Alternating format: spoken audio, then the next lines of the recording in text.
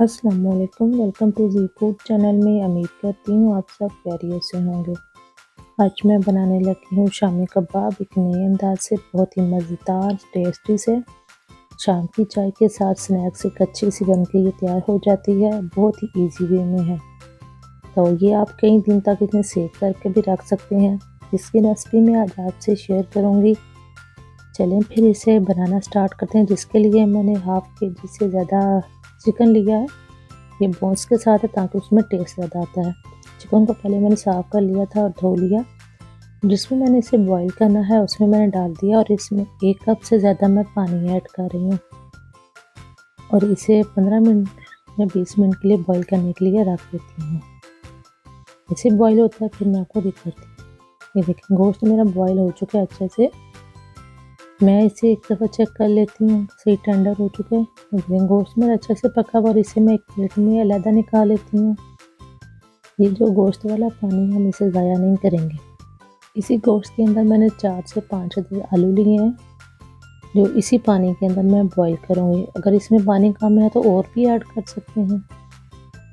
आलू को मैंने पील ऑफ कर लिया था और छोटे पीसेस में करके इसके अंदर डालने लगी ताकि जल्दी से बॉईल हो जाएंगे, टाइम ज़्यादा नहीं लगेगा। इस तरह बनाने से ज़रा अच्छा टेस्ट आ जाता है, ताकि आलू में गोश्त का टेस्ट भी आ जाएगा। ये पानी अब थोड़ा सा कम है, इसमें हाफ कप और ऐड कर देती हूँ और आलूओं को बॉईल होने के लिए रख देती हूँ और 20 मिनट लगेंगे, आलू अच्छे से बॉईल हो जाएंगे।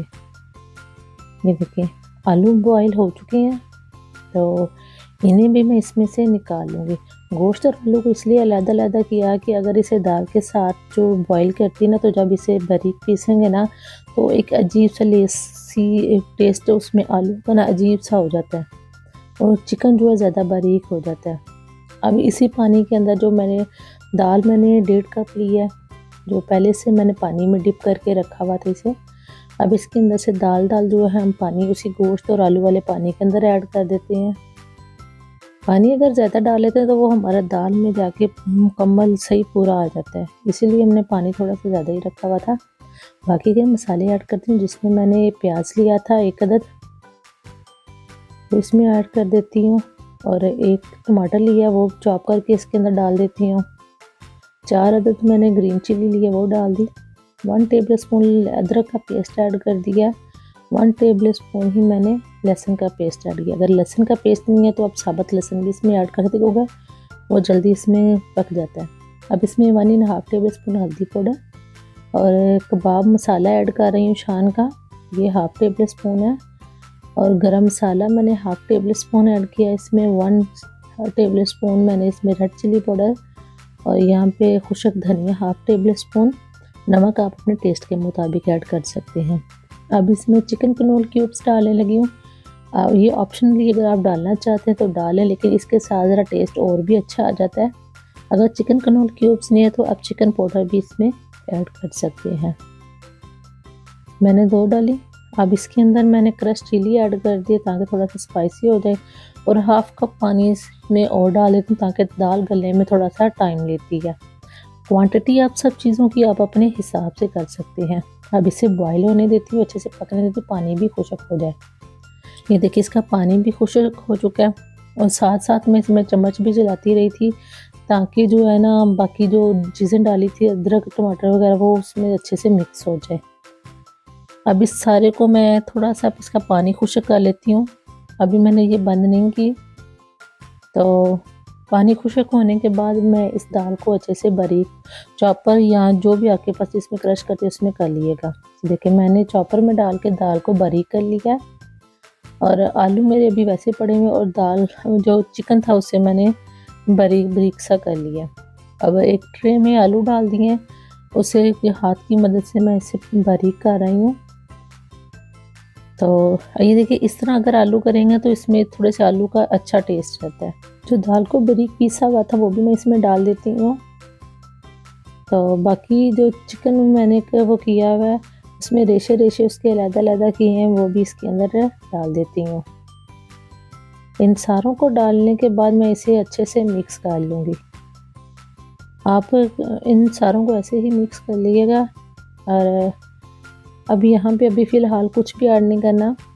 तो इसे सारे को अच्छे तरीके से मिक्स कर लेना। हाथों की मदद से ही, चम्मच से करेंगे वो अच्छे से मिक्स नहीं होगा। ये देखिए हाथों की मदद से मैंने अच्छे से इसे मिक्स कर लिया। अब यहाँ पे मैं लास्ट में डालूँगी 2 अंडे। अंडे के डालने की ये वजह है कि अंडे के साथ ये जो शामी कबाब हैं ये आपके टूटते नहीं हैं। अगर आप इसे 1 माह के लिए फ्रीज़ करके रखेंगे तो भी ये नहीं टूटेंगे। जब फ्राई करेंगे ना बिल्कुल वैसी शेप में रहेंगे, बिल्कुल अंदर घुले वगैरह नहीं फ्राई करते हुए ना। इनको भी अच्छे से इसमें मिक्स कर लेती हूँ। अंडे डालने के बाद हाथों से अच्छा मिक्स हो जाता है, चम्मच के साथ ये होता है अच्छे से मिक्स नहीं होता। तो ये देखें मसाला मेरा बन के तैयार हो चुका है।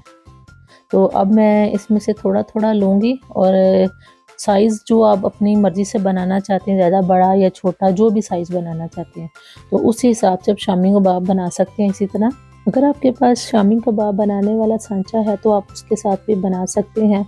तो हाथ से बनाना ईज़ी लगता है और जल्दी बन जाते हैं, इसलिए मैं हाथ से बना रही हूँ। देखिए सारी मैंने टिक्कियाँ अपने शामी कबाब की बना ली हैं। तो अब इन्हें थोड़ी देर के लिए मैं फ्रीज़ के लिए रख दूँगी और इसमें से कुछ मैं फ्राई करने के लिए निकाल लेती हूँ। अभी फ्राई करूँगी जो कुछ, ताकि ये थोड़ी-सी सख्त हो जाएँ और फिर हम इसे किसी पाइपिंग बैग में डाल के फ्रीज़ कर सकते हैं। तो साथ ही मैं कुछ फ्राई कर लूँगी, जिसके लिए मैंने एक एग लिया है। एग मैंने कोटिंग के लिए लिया है ताकि मैं शामी कबाब को कोटिंग कर सकूँ। और ये आपकी चॉइस पे है, अगर आप इसे करना चाहते हैं तो कर लें, नहीं तो स्किप कर सकते हैं। वैसे भी शामी कबाब जो है फ्राई कर सकते हैं। तो अच्छे से इसे फेंट लेते हैं और एक साथ ही मैंने फ्राई पैन लिया, उसमें ऑयल डाल दिया। ऑयल हल्का सा मेरा गर्म हो रहा है। तो जैसे ऑयल गर्म हो चुका है तो अब इसमें मैंने कोटिंग करती हूँ जो शामी कबाब है और इसे हल्की फ्लेम पे मैं इसे फ्राई कर लेती हूँ। 2 मैं अभी एक बैच में डालूँगी और इसे अच्छे से करके फ्राई कर लूँगी। जब तक ये मेरी फ्राई हो रही हैं तो साथ ही आप मेरे चैनल को सब्सक्राइब करें, लाइक करें, शेयर करें। तो मुझे फीडबैक करके ज़रूर बताया करें कि मेरी जो है आपको रेसिपी कैसी लगती हैं। 2 मिनट हो चुके हैं तो मैंने एक इनकी साइड पलट दी है। मीडियम फ्लेम पे इसे फ्राई करना है, हाई फ्लेम पे नहीं करना। ये ना हो कि हाई फ्लेम पे करें और आपकी शामी कबाब जल जाए। देखिए 2 मिनट इस साइड से भी हो चुकी हैं, क्योंकि अंदर से तो हमारी सारा जो डाला हुआ वो अच्छे से पका हुआ है। ऊपर से जो हमने अंडे की कोटिंग किया उसे ही फ्राई करना था ना। तो इसी तरह मैं बाकी भी फ्राई कर लेती हूँ। तो ये देखें कितनी अच्छी सी मेरी शामी कबाब जो है फ्राई हो रही हैं। आप भी अपने घर में बनाइएगा। ये देखिए कितनी अच्छी सी शामी कबाब बन चुकी हैं। तो आप मेहमानों के आने पे ये सर्व करें, चाय के साथ एक शाम टी के साथ स्नैक्स अच्छे से बन जाते हैं। तो आप भी बनाएं, एंजॉय करें। दुआओं में याद रखिएगा, चैनल को भी सब्सक्राइब करते जाइएगा। अल्लाह हाफिज़।